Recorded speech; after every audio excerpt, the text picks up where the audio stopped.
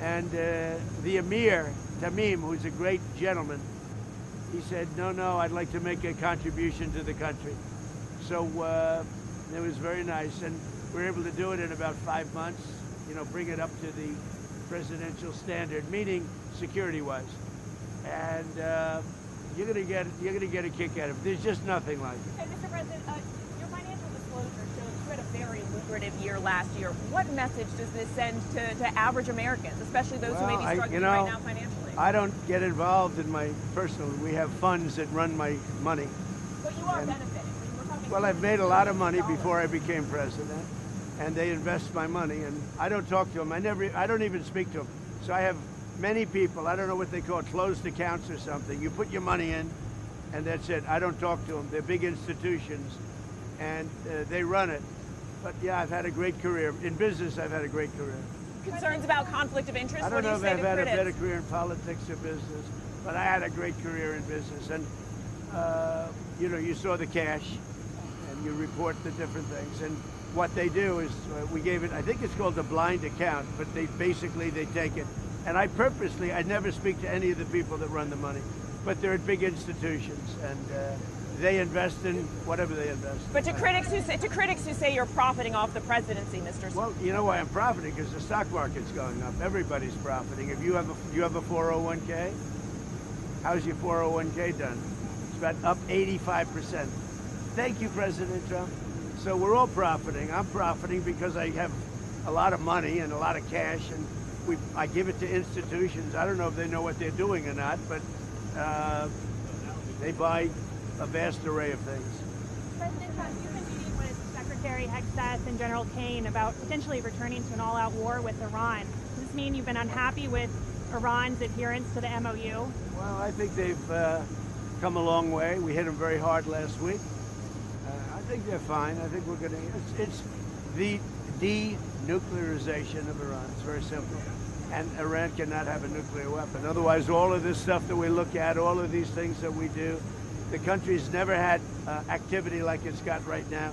So we're building more factories and car plants and other things. We went for years without ever building one car plant. Now we're building many car plants. We're building AI. We're building all over the country. $19.1 trillion being invested. The record was like 2. And we've got 19.1, and it's going to continue. And when those buildings open, you're going to see something like the country's never seen before. That's why the stock market's going up every day. That's why your 401k, because everybody benefits. When the stock market goes up, everybody benefits. More jobs, more everything. And we're creating more jobs. We have more people working today than have ever worked in the history of our country. It's great. And that's before these places open. They'll be opening up over the next year. And we have them coming into Taiwan. From Taiwan, we have more chip makers, and the biggest company in the world, actually, the chip maker, but they're coming in, they're building in Arizona, and they just announced they're going to double the size. We could have 50% of the chip market by the time I leave office. You know what we had now? Nothing. And then I got, as a gift, another gift, I said to Intel, give the United States of it, they needed something, they needed some help, the chip maker. I said, give the United States of America, I'll do it for you, but give the United States of America 10% of your company. He said, you have a deal. He said it so fast, I said I should have asked for more. But he said, you have a deal. And that stake is now worth $80 billion. I made $80 billion for the country in 8 months. Does anybody talk about it? No. Have a good time, have a good flight. Enjoy the plane. Mr. President, real quick question. You've got D&I Pulte over there as the new director. We also know you have the task force set up on declassification, maybe talking about international, maybe looking at some declassification. Are you able to give us an update on that? Declassify almost everything. And by the way, we have Jay Clayton is going in. Bill Pulte's a very talented guy, but he's just there temporarily until Jay Clayton. And Jay Clayton is going through the process. And Jay Clayton, highly respected, and so is Bill Pulte. But Bill is there just for a fairly short period of time.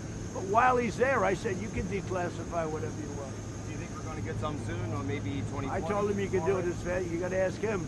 All right. But I think he's a friend of yours.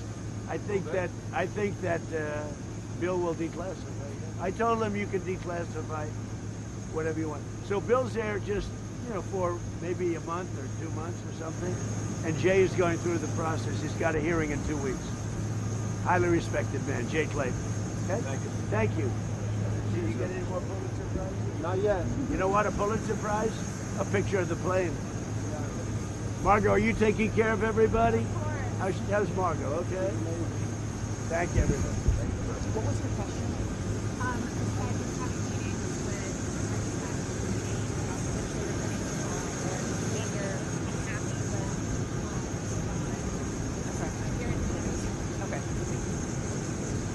So President Trump is about, So President Trump making his inaugural trip on Air Force One. They're walking up now onto the brand new plane in the new red, white, and blue colors. $400 million gift from Qatar, likely the largest gift ever from a foreign nation. The president there giving a wave as he steps onto the plane. It has taken a year and it has taken months and likely hundreds of millions of taxpayer dollars to get this plane upgraded, get the security all ready for this day. The president has described it as a level of luxury never seen before.